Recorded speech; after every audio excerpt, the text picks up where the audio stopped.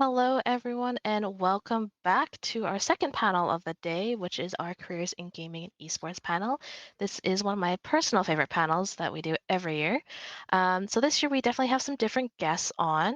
And so we'll just kind of jump right into it. I'll get you guys all to introduce yourselves, and we will start with Sean.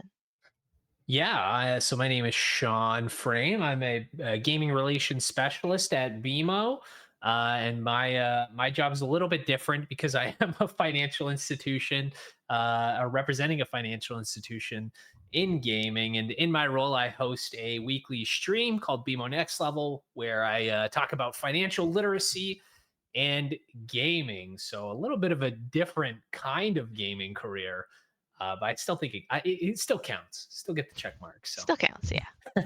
One of our like many associated industries. yeah, All right, and then off to you, Chris. Sean, I envy your job a little bit. it is really cool. Very random, but cool. Very, very cool. I've been watching some of your streams for the last while. It's pretty awesome. My name's Chris. I'm currently a professor at Conestoga College in the Esports marketing program. I've been in the industry for I think over 7 years now. I started my own organization in 2017 that was called Shattered Dreams Esports. We then rebranded to Parabellum in 2020, where we had a team in the Rainbow Six Professional League in North America, and then we played in the World Championships there as well. During all the time while I was working on that team and with my own organization, I was helping develop some courses in esports for Keano College, Algoma University, as well as now Conestoga. Did a little bit of a stint teaching at Seneca in their program, and then now, like I said, I'm at Conestoga part time, and then my actual full time job now is I'm an account executive at a agency called Viral Nation, where I help content creators launch businesses and products into the marketplace.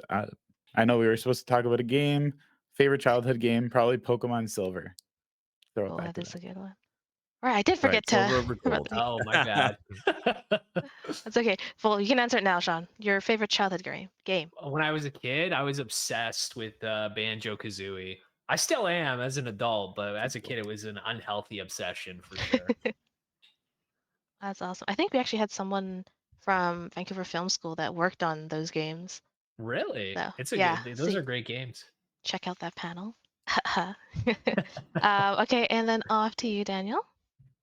I'm Daniel dGon Gonzales. I'm an esports host and broadcaster. I spent a year running the Golden State Warriors League of Legends team, the Golden Guardians, back in 2018. I joined the Riot broadcast in 2017, and then moved to general manager in 2018, or management in 2018 over for Golden Guardians. I freelanced as talent and producer on many different products across the gaming and esports space.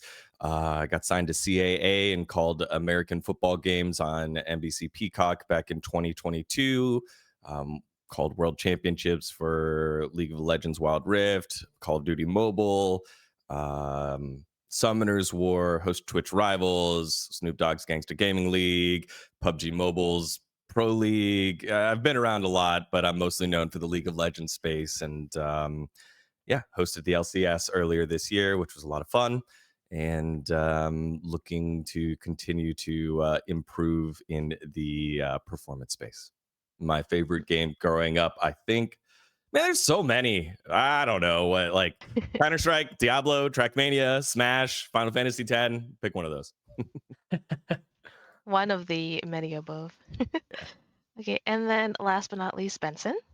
Yeah, my name is Benson. I go by PlebW Online. I'm currently an events contractor for multiple organizations. Most recently for Overactive Media. I've been out there for a few months, working as an event lead for the upcoming Toronto Ultra Major, which is next week, which is really exciting. And I've also done stuff for Insignium Gaming, a lot of other Toronto-based organizations. And I started in the space around when I was like 11 years old, so over a decade ago. Volunteering for local Toronto organizations back then. So like the first ever GOML, stuff like EGLX, Good Game Con, going back all the time. And it was a really interesting place because I was really young at the time, like 11, 12, joining in esports. And then I just kept kind of leveling up and going through, you know, the career path. And then 16, I got signed to G2 Esports for content creation and also playing. And then I just kind of accelerated from there, learning as much stuff as esports as possible. Because as a 16, 17-year-old, when you approach a company and you're like, hey, I want to work for you, they're like, get a post-secondary degree at least. So I went to the collegiate space, spent 4 years at TMU Esports, 2 years as president, and 4 years competing in Overwatch, Valorant, and a bunch of other places, and graduated last year. And then ever since then, I've been doing a lot of esports contracts and getting some, some part-time and full-time positions recently. So really excited. Awesome. Then, You've done a lot. Oh, sorry. yeah, Continue. I'm sorry. I cut you off. I forgot the childhood game, but I've answered this question probably like 6 times throughout the 2 years of CIE, so I'll throw another one.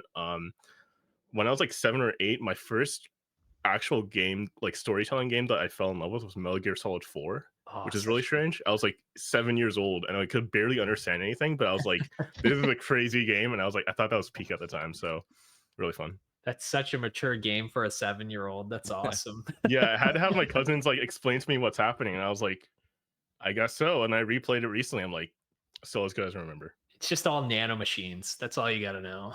Yeah, all that stuff. Okay, so we're gonna get into a couple pretty specific questions for you all. So not Chris. Oh my gosh, Sean, we'll start with you. So kind of tell the students and everyone watching kind of how you became kind of a BMO game specialist and all of that, because I don't think a lot of people thought that would have existed, and that's what companies are doing. They're picking up like streamers and people and all of that. So tell us a little bit about your journey. Yeah, I have a pretty interesting career trajectory because if you would have asked me, and you often get asked this when you start your job anywhere you go, is where do you see yourself in 5 years? I would have never had the gall to be like, I'm going to be playing video games for a financial institution. So, but yeah, I was very fortunate. So a little bit about me, like I have a background in journalism. I used to be a radio producer. I've been playing games my entire life. My brother tells me since I was 2. I don't quite remember that, but I'll take his word for it.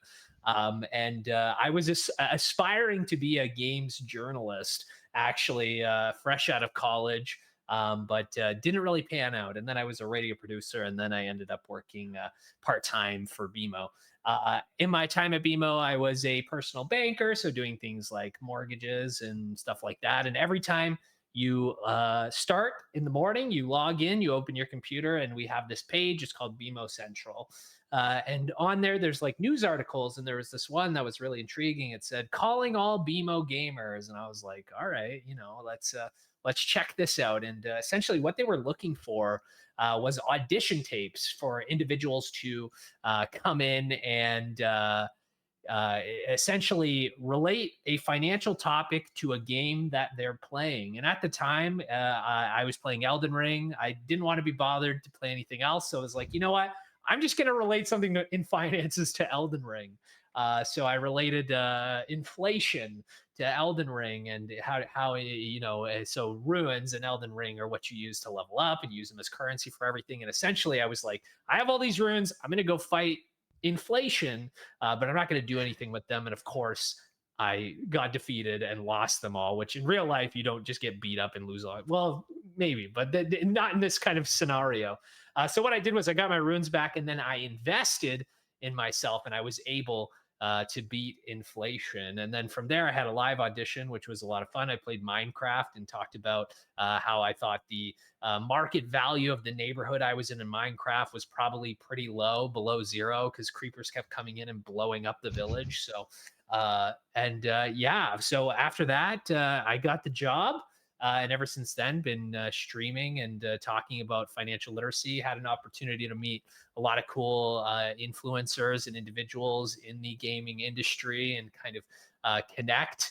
It's pretty interesting. And it's like you said, like a lot of industries are seeing the value in gaming, and they are doing the approach where they approach an influencer and have them come on. The bank did something interesting where they took someone internally and decided, you know what, we want this to be like completely authentic. So we want someone who's a gamer who has that financial knowledge to come and do the stream. So got very lucky, especially because I had just had a 2-year-old, or just had a 2-year-old. I had just had a baby. And I was like, I'm never playing video games ever again, unfortunately. And lo and behold, Hey, you're here and you're enjoying it. So, yep. um, okay, yeah, it's really awesome to see, BMO and these places like Telus too, who is also one of our sponsors, kind of branch into what we know, what we do. But speaking of branching out, or not financial, post-secondary institutions are also getting to the space. Um, so I guess for you, Chris, and this definitely goes to you. Kind of, can you tell people how you got into teaching and developing curriculums? Because I think a lot of people um, don't really know that there's too much curriculum going on, and because Canada's not as developed as the States. So can you go into that a little bit? Yeah, for sure. So a little bit of background. I started my business while I was in school for event marketing at Seneca. And throughout that time, I was kind of like doing a lot of my projects on esports and gaming and the business of which and how to run events and whatnot in that space. And I remember one of the professors who is very close with me now telling me like he didn't understand anything, doesn't think it's a viable business, all that kind of stuff. And I'm sure we've all heard it many times before, right? Um, so had started my business, which got acquired by a Toronto-based company, and through that we started working on academy programs for youth, and we started to get in contact with some educational, um, some collegiate places, schools, whatever we want to call them, private and public, to develop these programs. So we started working on the programs and developing them along the way. Um, and while they were doing that, it was very much so very esports first, which I think we need to focus more on, like the marketing industry or the communications industry as a whole, and then have maybe esports as like a secondary within that. And now I think we're seeing it a lot more. So Conestoga, for example, the esports program, it's esports marketing, but at the same time, there's a whole bunch of different things. There's a finance course, which is great. There's an event planning course. There's a marketing course, all built in within it. And then esports is like a segment of it. The course I teach there is audience development strategies, not necessarily just for esports. We touch on it, but like the first half of the semester, it's strictly audience development. So we're starting to see more schools, a lot in Alberta actually right now. It seems like they're taking off with the collegiate side, and then we've got quite a few in Ontario that are starting to pick up in different ways.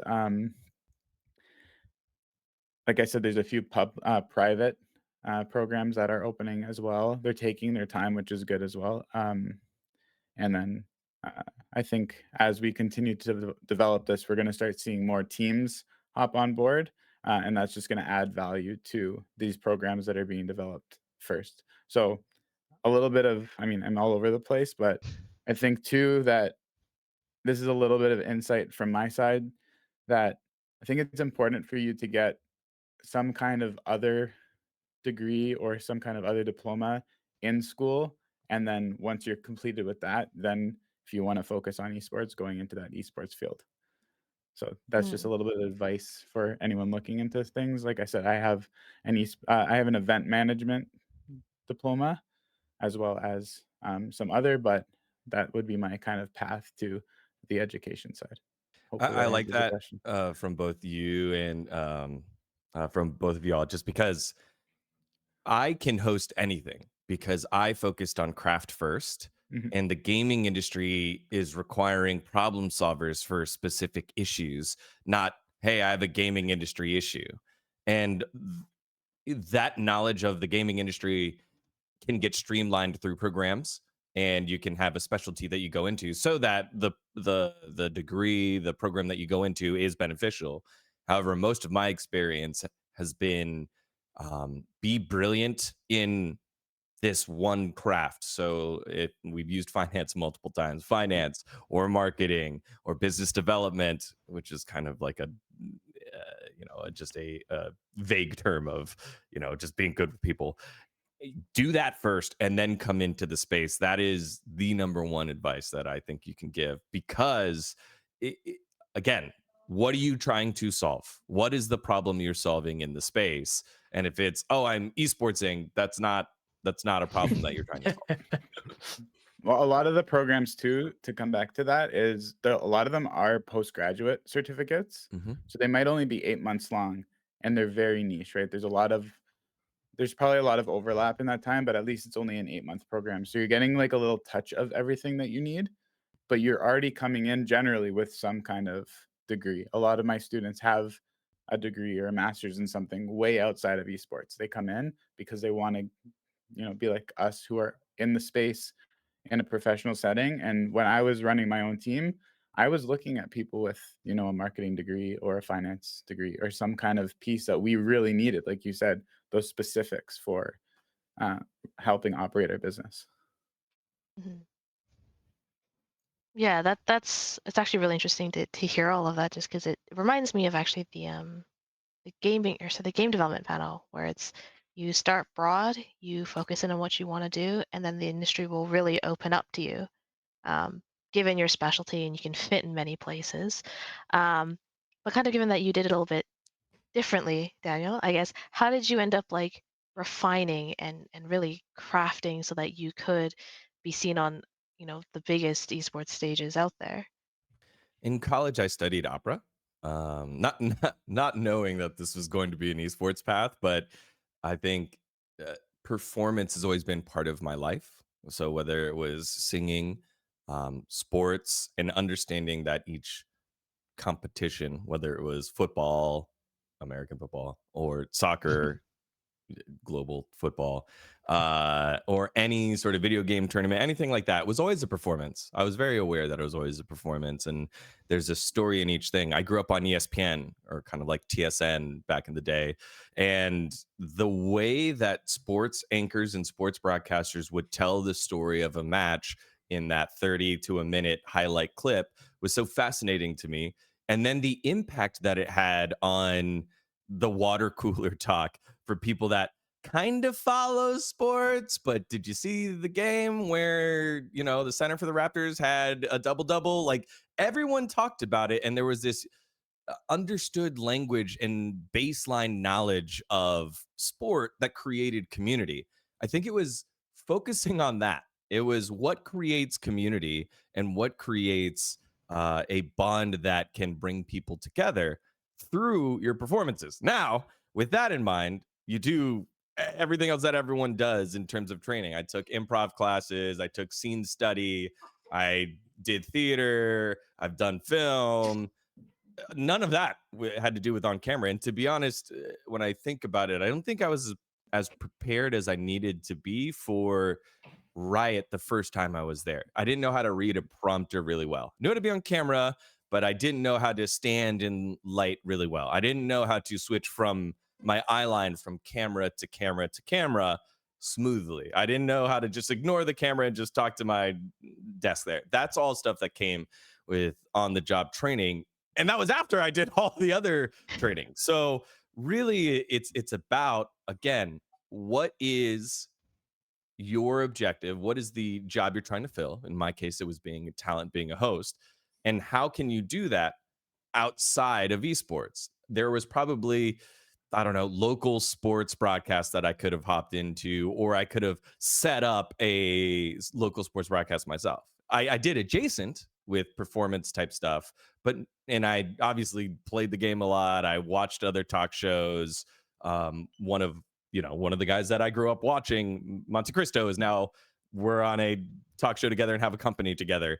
But I watched what he did, and I knew that much, but that didn't translate being on camera in a studio with, however many eyes watching you back in the control room. Like, that kind of pressure, like, is very difficult to replicate, but you need to be able to find ways to replicate that outside of esports to be able to be prepared for it inside of esports. So I think and then all this stuff like VOD review, like watching yourself is so painful, but you got to do it. Getting a coach is very helpful. Asking your friends, learning how to be good at taking feedback. I wasn't very good at that either. I think when you are the best out of the rest for such a long time, and then you get to the cream of the crop and they're telling you these things and you're like, I never did that before. yeah, no, duh, because you weren't at that level before. So I think understanding that, and I learned how to take feedback really well from Pastry Time Julian Carr over at Riot. He, he was like, hey man, like people don't have to give you the feedback, so you should take the feedback and then you could do with it whatever you want. But if you're not great at taking it, people aren't going to give it to you anymore, and you're not going to be able to grow. And just that kind of click went on. So I think it's a focus on craft. Really, like everything else will come afterwards, but it's a focus on craft, because I've mainly wanted to be talent. Running a team was cool and fun. It's not for me. It's not for me. But if you want that one thing, and there are 5 jobs in the world that have it, you got to be top 5. And so that means you got to start acting like top 5, be in top 5, put the work in like top 5, and achieve said things. Yeah, it seems like our industry is a lot about the grind and also being humble at the same time. And I think we talk a lot throughout the years about adaptability.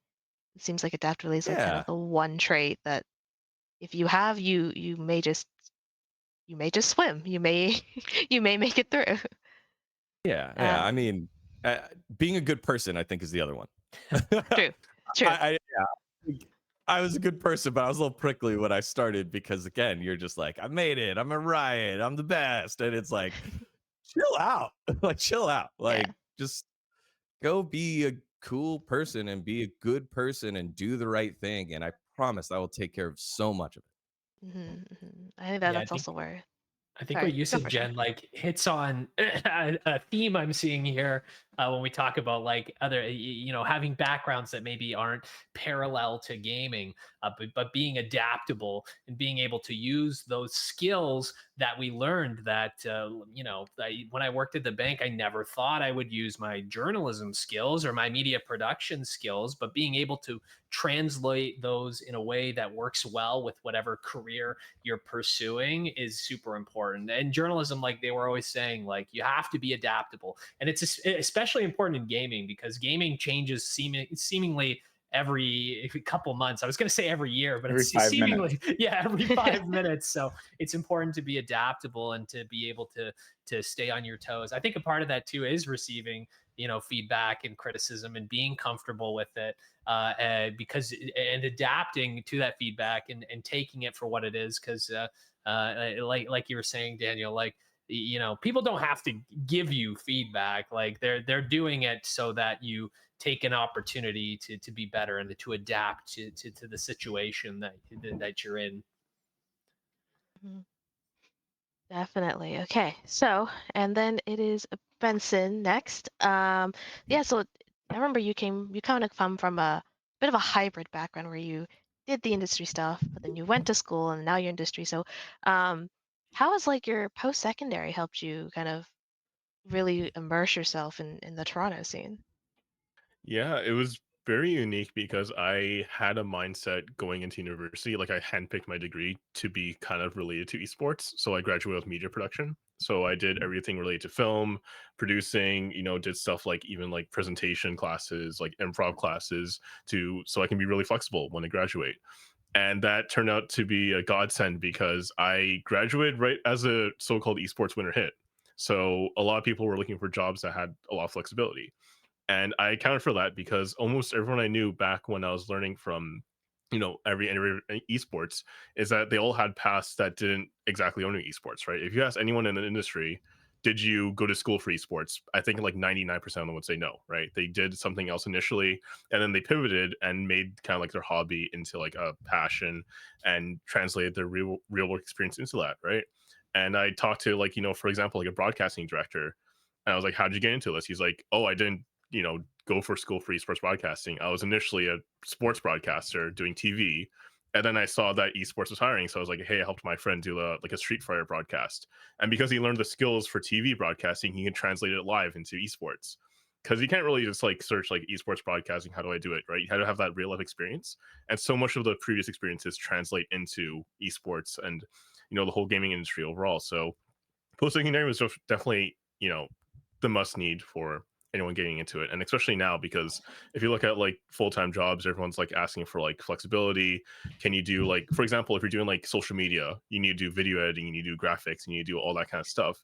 And it's all about being flexible and not expecting to get into the esports industry. Because when you say you want to get into esports, that's so broad, and there's like a million different positions for it, right? So always being flexible and really getting into what you want to do. Because I had an issue back in, I think, around like grade 11, grade 12, where I was like, I want to be in esports, I want to be in esports, I want to be in esports. But then someone asked me, like, what do you actually want to do in esports? And I was like, anything. But realistically, that's like a red flag nowadays, because like you really gotta hone in, really gotta have, you know, the passion for one thing, and that's what people really see you in, right? Whether it's like observing, broadcasting, events, and whatnot. So that's my, you know, feedback for today. Awesome. Okay, so we'll move into a couple general questions with about the last half of the panel or so to go.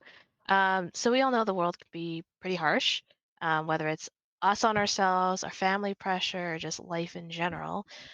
So what's one or two pieces of advice that you would give yourself, like younger you, that you would want to now give, or even give someone who is trying to figure out what they want to do within the gaming and esports space?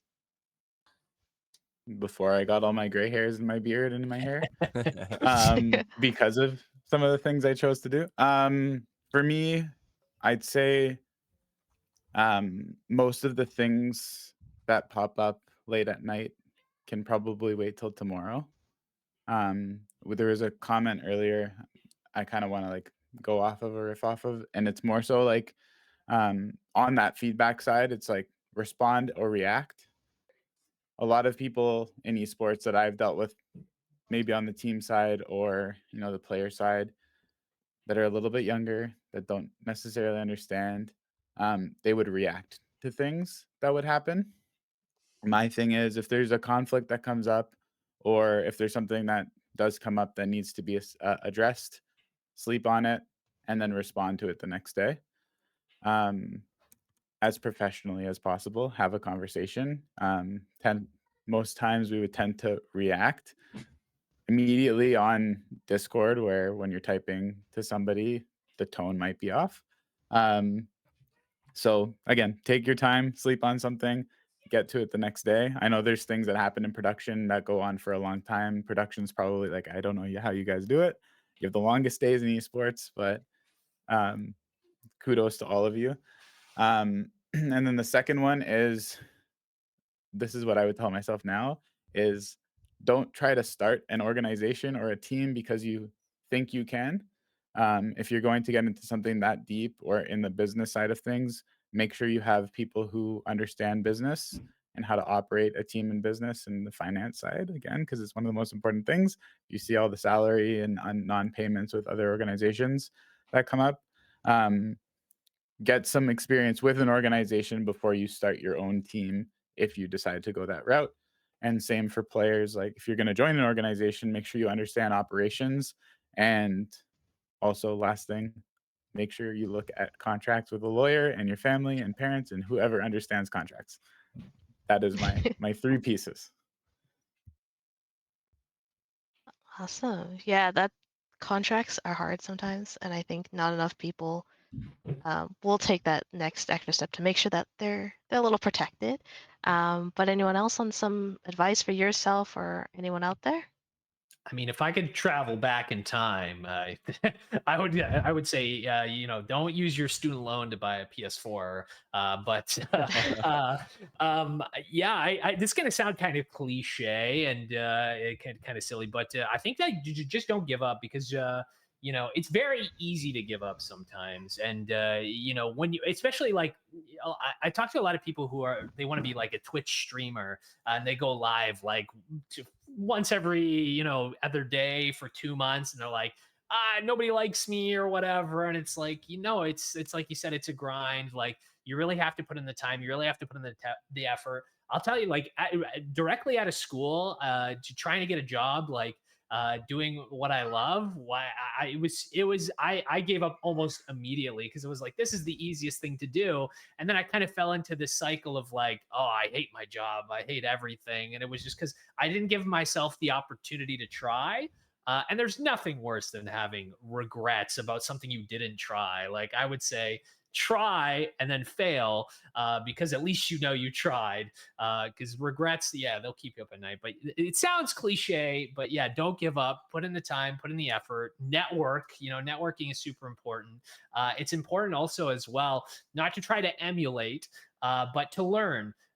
Instead of trying to emulate. I remember back when I was in journalism school, I would always try to emulate newscasters. And it's kind of like Daniel said, at first, everyone was like, wow, this guy's great. But eventually, everybody kind of fell into their own thing and were like, much better than I ever was trying to emulate someone. So instead of trying to emulate someone that you admire, try to build upon, what you see and what you've experienced and what you like about them. Yeah, I like I said, if I could go back in time, I would tell myself a lot of things. But I think career-wise, those would be the most important. That being said, I did get very lucky. So, but luck happens as well. So, and be prepared. Like we were saying earlier, adapt. A lot of industries are getting into the gaming space. So you never know. Like you might have a wealth of knowledge about something that isn't pertinent to gaming now, but in a couple of weeks, in a couple of minutes, in a couple of months, it could be. So Mhm. Yeah, it's I think that's going to be this year's theme. Adapt and grind. And take care of yourself while you're adapting and grinding, of course. and drink water. Uh, Yeah. yes. Yeah. It is cliche, but the reason why it's cliche is because it happens. If you don't put yourself out there, you're not giving yourself an opportunity for luck to strike. So you have to. That's where you can kind of wriggle around and make your own luck. But if you don't have the conversation, you don't say hello to someone, you don't go to the event, it's very difficult, not impossible, but very difficult for the opportunity to find you. So I think that was a very good point there. I think for me, it's don't speak at people, speak with people. That's probably the best advice because on camera it makes a whole world of difference. I promise, just try it. Don't worry about the however many people are watching on the other side of the camera. Just think of it as your best friend. But when it comes to just being in the space, it makes it feel less grimy when you are networking, because you're not networking, you're meeting other people. That is all you're doing. You're meeting other people, seeing what cool stuff they can do, seeing what cool stuff you can offer so that you can problem solve. That's all it is. And you don't have to talk at them, just talk with them. They are human. They went to school, they had parents, might have siblings, like they have a job. Like these are all normal things, so just speak with them like they're normal, and I promise, like, it makes everything a lot easier and things will organically flourish from there. Yeah. And then for me, like echoing off of Chris's first point, one of the best pieces of advice I got from one of my coaches back when I was playing was we never VOD review or never talk about what happened in the game till you have a good night's sleep. We'd always we'd lose like 0-2, got rolled really hard, and we're like arguing each other, and then he's literally like kick everyone from the Discord call, send a message saying we'll talk about it tomorrow morning or tomorrow afternoon. Think about it, sleep on it, and like make sure everything's recharged, right? And that's a really prominent thing in the esports industry. Everyone gets heated eventually, or like disagreements happen, but realistically, if you just think about it, take some time off of it, get your head cleared, fixes a lot of things. And that's one of the things I integrate a lot into, because the industry is closing in, a lot of stuff's money's an issue for some stuff in like collegiate, for example, right? If people just like get their ideas and get their thoughts formulated before speaking about it, then it can really open up a lot of discussion. And then going to the second point that you just mentioned, which was kind of like you just need to talk to people like they're people. And I've noticed that especially in esports, because like if you go to like an after party or like esports events, right? No one wants to approach you and like give you a whole business pitch while you're just like enjoying an event, right? I've seen that happen so many times, especially at like major events where you see like a CEO, for example, and you're like, hey, I want to join your company, or it's like I want to pitch you my idea. No one's there to for business, right? You're just there to enjoy the event, enjoy the sport and everything. And if you just talk to them casually, that's when you can kind of weave in together, right? And I've seen that's the best way to get involved because, for example, like that's how I kind of got started at Overactive Media. I was just randomly at the event enjoying it and then just talking to the guy, not knowing that he was the CEO at the time. And then I was like briefly mentioned, like, hey, I'm a current student looking for opportunities. And because I've been talking to the guy for like 20 minutes, 30 minutes casually, he's like, I'll offer it to you. Because he's like, I've seen so many people come up to me because they know I'm the CEO and then ask for opportunities. But if you just talk to them like they're human, it makes it a lot more interactable and also presents yourself so much more better, especially in the space where people are always looking for jobs, looking for opportunities. And as long as you make yourself that person that can adapt and also like actually behave well and communicate well, then it's pretty easy from there. Yeah, Benson, you have such interesting interactions because you've been in the industry for a while, but you are young. So you have like this dichotomy of like being a vet while being still very fresh. It's pretty cool. Yeah, and I'm speaking about like I haven't made those mistakes before, you know? Like I was that 13-year-old tugging on the tournament organizer's leg, being like, hey, give me this volunteer job right now. Like I've learned from those mistakes, and obviously like it speaks into it right now because the industry's young, and also you're now seeing a lot of like 15, 16-year-olds in high school saying, I want to be in esports, I want to be in esports, right?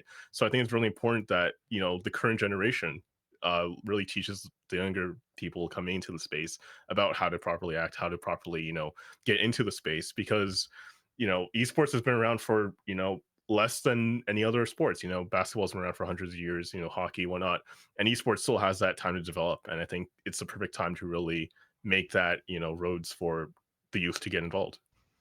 Mhm.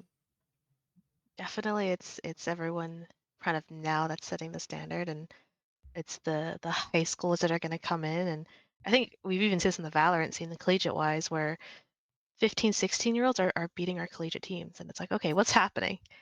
Like, why is this going on? But people get more talented. They get comfortable and they know what to do. But that comes with experience. Um, but yeah, okay. So I don't know if this is still the case now, but previously it was like LA was the hotbed for a bunch of streamers. Same with I think it was like Texas or something like that. Um, so what areas in North America are you all seeing being like even little pockets for esports, or where people can look to maybe dig into like what do these states do, or what does this part of Canada do? Yeah, I mean, I guess LA is slowly losing people. I know that it is expensive and people now have, it's always been expensive, but it's getting really expensive. So you are still seeing people migrate over to Texas, over in Austin, Dallas / Plano, and then Vegas. That's the other one. A lot of people are moving to Las Vegas because it's tax free. The climate is pretty good for most of the year, but the winters are cold and the summers are super hot. But spring is pretty great. Fall is pretty great, and again, it's about community. So when a tribe of people start moving, then you feel a little bit more comfortable there in Vegas. So I would say Vegas is a big spot. Still on the West Coast. Yeah, we had a house there for our Rainbow Six team. It was nice to visit when Yeah. it was cold over here. But yeah, when it's December, January, you don't really want to be in Vegas. It's No. not fun. I'm seeing a little bit of a shift in some of the Midwestern states for sure. Got a few friends that are in Indiana right now that are doing some pretty cool things. Butler University, for sure. But if we want to talk about Canada, obviously we want Toronto to be that hub, and we're seeing a lot of good things coming out of Overactive Media, of course. And I'm excited about the event next week. I'm hoping to swing by for one of the days. And then, of course, like I said earlier, Alberta's crushing it. They've got a lot of really cool things going on in the collegiate space. So excited to see how that works. And then if any of the other provinces hop in and really start investing big into the collegiate space. For me, I'm a little bit biased right now because it's the space that I'm mostly in, but I like to see the path that collegiate's taking right now and the entire industry. Hmm. Yeah, I think Alberta's definitely popped off over the last year. They've done really well over there. Toronto's always been kind of the central hub stronghold, so I'm gonna be a little biased, and hopefully West Coast gets a little more. Vancouver, BC, we're gonna just kind of live through Alberta by proxy for a little while. Okay, let's see. Where are we on our questions list? I think we've actually covered most of the questions. This has been one of the few times where that actually happens, and I try to always make a little bit more than we need, but Yeah, I mean, I guess I have a question for y'all. What is the most recent thing that you learned? What is the biggest, I guess, hurdle that you tackled that you problem solved yourself? Yeah, I think what's important with any hurdle you're tackling is just to be aware that failure is an opportunity to learn. Everybody fails. The where you come out on top is how you deal with that failure. Like, you could be defeated. I failed hundreds of times, more than I can count. But it was interesting. I don't remember his name, but he used to play for a football team in Toronto, for the Argonauts. I think is there what they're. I'm not much of a sports guy, but he said that you win or you learn. There's no losing, and I like to think about that, because for so long, like, every time I failed in the past, it was just like utter defeat. But now, it's kind of an optimistic way to look and see, like, failure is an opportunity to learn and to grow. And we fail every day in our daily lives. If someone ever tells you, "Oh, I've never failed in my life," they're definitely lying, or they've got some weird thing going on. They've got some weird luck or something. I've had a couple guys that just they do a pretty good job of touting their successes, and you never hear them talk about their failures or learning lessons. It just disappears. It's pretty Yeah. fascinating when you meet those people. So for me, my biggest one was once we got acquired by a publicly traded company with people who have extensive business knowledge and are very obviously public facing. Just the differences in how to operate and how to, you guys keep saying adapt on the fly, and taking these lessons from different people from different walks of life in business and bringing it into the esports space. So it was really cool to see, really challenging for the first probably 6 months, at least for me, having to do different kind of reports. And when originally working for yourself, you don't necessarily know and understand this, but it obviously brought me to a new light. And now it's kind of put me in a position where I'm now, advising and helping other people start businesses and work on businesses. So it's kind of cool. Things have kind of come full circle, but for me, that was one of the bigger hurdles for me. Another one I'd say that I've been learning over time is when people are offering help, take it a lot of times because I was one person who was like, I can do this. I can do all these, these esports jobs you said before. I social media manager, operating a team, this manager, that manager, stream manager. People are there to help. If they want to help and they want to gain experience, take it, let them support you, be a team player. I'd say that would be my other thing that I've learned over the last little bit of time. Yeah, that was exactly what I was going to hit on. It's if you need help, don't be afraid of asking for help, right?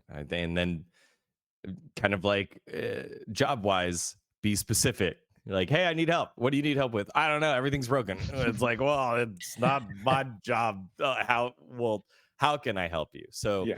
generally, when friends need help, I try to ask, how can I help? And then if I need help, I need to be specific to answer, how can they help? And if you can do that, then it's a trust of your network. It's trust of understanding of your space in the industry. It becomes this whole thing, right? You're like, oh, it's this ego thing. I can do it. I don't want to be a burden, blah, blah, blah. You're not being a burden. Like, that's what friends do. They help you. Or maybe it does cost money, but that's okay. You didn't know beforehand that, oh, you're asking them to do their very specific thing that they get paid for, and it's a specialty. Oh, okay, that makes sense. So, And you'll but learn through that too, yeah, right? But yeah, that one thing you said is, how can I help? That's a huge leadership thing that I didn't see a lot of times too. when I was working with specific companies and different people. True leaders and some of the people I work with now that are true leaders, I would say, ask every couple of weeks, is everything okay? And how can I help?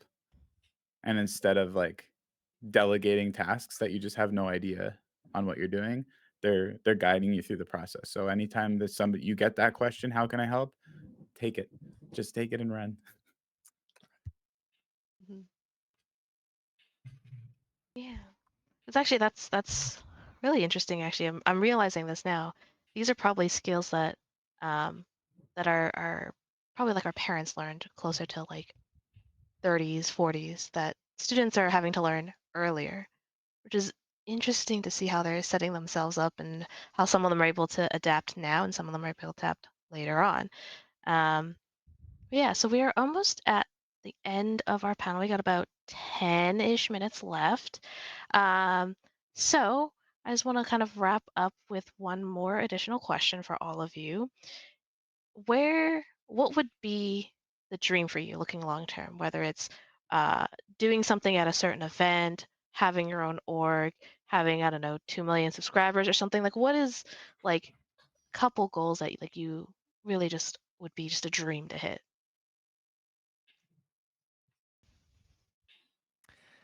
Stability as a freelancer. Woo! That'd be great. Fair, very fair. I mean, it is. I think being a talent, it is a grind. And when I joined Riot back in 2017, it was a full-time, salaried, on-camera role, and those just don't exist anymore. So it is finding a role that I'm more synonymous with, that I feel like I'm a part of a team. So it's just that would be a great. See, because that's not really a goal. It's not like, hey, if I work hard, do everything that I could possibly do, I will get this. So, like, I think that's Mm. difficult to call it a goal. So, for me, the goal is continuing to better myself every day as a talent, to continue to check in on friends and be have my be prepared. My goal is to be prepared for the opportunity when it comes. And if the opportunity comes and it strikes and it works out, or the opportunity comes and I still hit it, but it doesn't work out, the goal was to be prepared. And I think that to me is what I'm working towards. Kind of the life of a freelancer. Can't be end result based. My goal's a little different. I would love. So I'm very much, interested in video game as a tool for learning. For example, I was speaking with a professor at TMU on one of our streams a couple of weeks ago, and he was telling me about this VR game that essentially teaches you piano, and I play a lot of Ring Fit Adventure to kind of supplement workouts at home.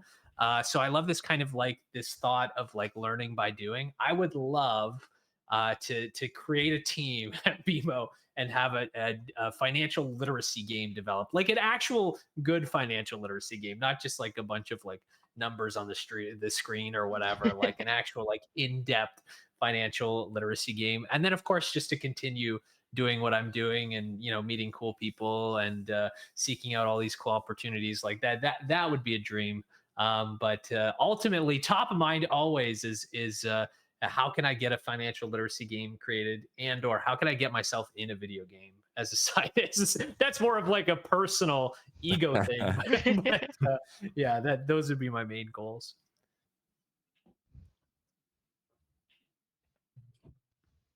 Yeah. Mm. And then I guess I'll go next. Yeah, like one of my main goals is like back to what Daniel said, was like stability, but also just giving back to, the community and like the whole industry overall, because I feel like that's kind of like my dream goal, is to be in the position where I can give, the people I worked with, the people I've, worked with in the past with, opportunities, right? Especially over the past year, seeing everyone get laid off, or seeing everyone's like, I'm on a 3-month contract. I need to constantly keep finding work every 3 months, right? I want to find a way to give them stability, right? And always give back to the community and providing opportunities. And, I've always been about that, because like I co-founded CIE back then, like 3 years ago, I think, Jennifer now. Yeah, it's been And 3 that years. main objective was to give students the opportunity to partake in something. And I think that's the best way for everyone to get involved is companies should be opening up and giving everyone opportunities to get involved, whether it's like students, high school students, elementary, or people just learning to develop skills, right? And I think that's the best way to really approach, the industry nowadays, because it is a little bit more stricter than before. You can't just join an esports or get a full-time job now. You had to really hone in and learn a lot of skills necessary. And I think being open about that's the best way to go. And that's one of my lifelong goals is to always give people opportunities. And hopefully there's a way that'll be accessible as well. This might sound a little weird because I kind of achieved most of the goals that I had in esports while I was in it. Now that I'm not in it full time, I guess one of my big goals was like getting a team in a world championship, which we achieved. We never won a world championship, but we got to actually compete in that, which is cool. So we got to play on the global stage. Um, we had a pretty successful team while we had it as well in North America, which was really cool. We expanded into Brazil, so we got a little bit of, we can call it global, but not really. We had a little bit of extra reach in there. Through all of that, I met a lot of really cool people in the industry, and it kind of led to where I am today. But the only frontier I haven't reached yet is the collegiate team side. So if I had to put myself with a goal in esports right now, that's where it would be. So maybe in the next year, 2 years, 5 years, who knows? Maybe I'll see myself back in the esports space. I do love where I'm at now. It's really cool working with influencers in the creative space, but esports always still has that piece of my heart, which is why I'm still, doing the teaching side of things, which helps me help others achieve their goals, which I think in turn is another goal of mine. Is I want to see all my students succeed, and I've seen a lot of them get really cool jobs or gigs coming right out of school. I know one student ended up at Luminosity and is now working for EGLX, or I guess Enthusiast Gaming. So you get to see really cool success stories along the way, and that's a win for me. Okay, awesome. And that does actually bring us to the end of our panel. Um, yeah, some really good discussions with all of you here today, and it definitely is very on brand for this year's theme. But yes, thank you to Sean, Chris, Daniel, and Benson for joining us today and kind of talking for the last hour or so about what you all do and kind of your hopes and dreams a little bit too. I hope they all come true and you can kind of hit those things somewhere down the road. But yeah, so next we'll be kind of taking a short break and then we'll be back live at in about a half hour with our Call of Duty top 8. So we'll go from top 8 all the way to finals today on the main channel. And then over at CIE 2, we will be starting our Valorant round robins. I think there are 14 teams this year and it'll be a lot of fun. So stick around for both of those. And don't forget to also enter our raffle by typing in CIE 2024, CIE in all caps. Sorry, hashtag CIE 2024, CIE in all caps. Into chat and you'll be entered to win one of our gift cards. So today we're giving out Steam gift cards and Riot gift cards. And one last thank you to our amazing sponsors, BMO and TELUS. BMO has some amazing student plans for you to start investing and start your financial career, or financial savings career, I should say. And TELUS is really great for their phone plans and data plans and everything you need to do with communication and all of that. So without further ado, we will see you in about a half hour with our tournaments.